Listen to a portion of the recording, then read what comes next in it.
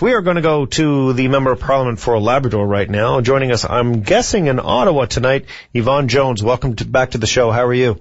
I'm great, Jonathan. How are you doing? I'm very happy to speak with you tonight, as always. I'm guessing that for the next 5 minutes we're going to be talking about some pretty serious issues. So, Yvonne, before we do that, what do you think about all the hullabaloo, the Sarah McLachlan concert, or the non-hullabaloo that happened in the weekend here in St. John's?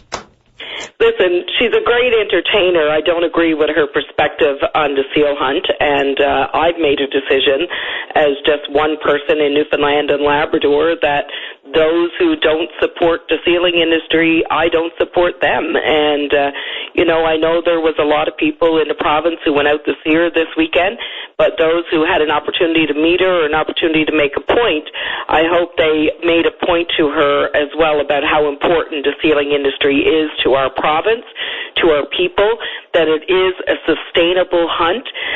We are not doing anything unlawful or illegal. We're making a living. We have a cultural industry in the sealing industry, and it's very important to so many families and to the culture of our province and to creating a sustainable ecosystem in the fishing industry. And, those points cannot be made enough.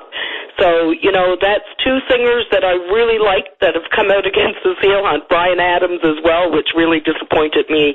I didn't lose any sleep over either. I got to admit. I didn't lose any sleep over either. I didn't cry and tear down my Brian Adams posters in my bedroom. But, no, and like I said, it doesn't change the fact that they're tremendous musicians, and I love their music, but I defer in their opinion on the sealing industry, and I have every right to disagree with them, and I'll continue to disagree with anyone who thinks that this industry is not sustainable, it's not healthy for the ecosystem, and doesn't support Newfoundland and Labrador in our stand. Couldn't agree with you more, Yvonne Jones, and normally that is the case, but on this, I think you'd be hard-pressed to find any Newfoundlander or Labradorian outside of Rebecca Aldworth, who is, of course, the head of Humane Society of the United States of America, and I went to high school with her. We've lost that one, but whatever. I think most of us would agree with you vociferously, and if we had the money in our pockets, we'd be wearing the coats, but as Chris Mitchell-Moore has told us, you can buy wallets or belt buckles or bow ties or anything. You can buy a lot of products for under $100 for sure. Well, it's funny because I have a sealskin purse, and it was made in Labrador. But, I go around and people are always saying, I wish I could have something with sealskin. And even when I was in Corner Brook on the weekend campaigning with Stelman Flynn at the doors, this one lady noticed my purse and she said, I always wanted to have something that was made of sealskin, but, I could never really afford to. But, luckily today, you can afford lots of little things, and I've seen it, very beautiful brooches that women wear, beautiful ties that men can wear. So, don't be restricted by your budget. Buy a little something, even if it's a keychain, just promote the industry. Yes, absolutely. We should definitely promote the industry, and I'm into it. I can't wait to get my seal pelt. It's I think going to be shipped this week, and I'm very, very excited about the potential. I look at it like an open chessboard, Yvonne. There are so many moves to make with that seal pelt. Listen, we got a few minutes left, and I'm sorry I took your time up with this issue, but what else is burning on your agenda?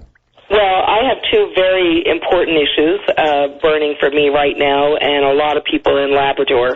One is the continued issue around Muskrat Falls. I'm continuing to dialogue with Nalcor. However, they feel that they've done an adequate job at employing Labradorians, and they don't see this as an issue, but I certainly do. Not only in the hiring, but also in how they're discharging people as jobs end. And Labradorians are being the first people that are being laid off in many of these projects. For example, last week I had complaints of 5 mechanics being laid off. 4 were from Labrador. A number of cleaning people and kitchen staff being laid off, a lot of them from Labrador. So, this is a huge issue, whether it's hiring or whether it's discharging employees after a job is done. Yeah. Labradorians need to be given first priority. I'm getting more calls now about subcontract work, contracts where there were Labrador companies who were bidding these contracts at a competitive rate, yet the contracts went to companies from outside the province. So, Did they win the bid, though? Well, it's not always about price.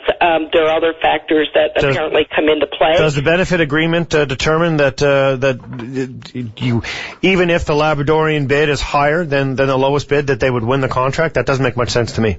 No, under subcontracting, apparently there's no preference for Labrador companies. Oh, interesting. So, but that was signed off on by all parties, though, right? That's right. Who knows? I didn't know this myself until I started inquiring about it a while ago. I only asked because, to the best of my knowledge, the benefit agreements were, all parties were signatories to the benefit agreement, so therefore this issue would have come up, would it not? Well, all parties were the province and the Innu were the only ones that I'm aware of that were signatory and Nalcor. But, it was my understanding from all the fluff that the government put out that Labradorians were getting priority, Newfoundlanders were getting second priority, that all the contracts would be looked at in terms of priority for Aboriginal owned companies or partner companies. We know that didn't follow through.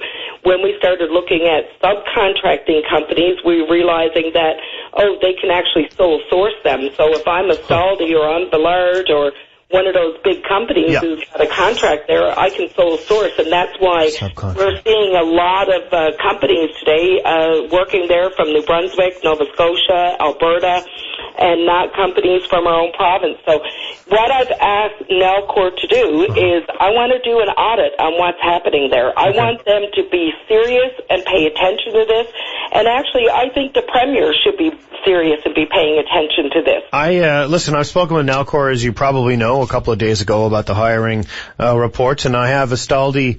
I'm in discussions again. We have discussed it in the past, but I will bring this up, and I hope to speak with them very, very soon about this. But Yvonne, I just want to clarify, maybe you can send me some of this information via email so I can have more information. But what I would like to know right now, before we go to the break, unfortunately we have to end it here, but you and I can continue this offline, if you will. What I would like to know is, you're saying that countries' contracts are awarded to Nova Scotia or international companies, etc., and Labrador companies are not being awarded these subcontracts.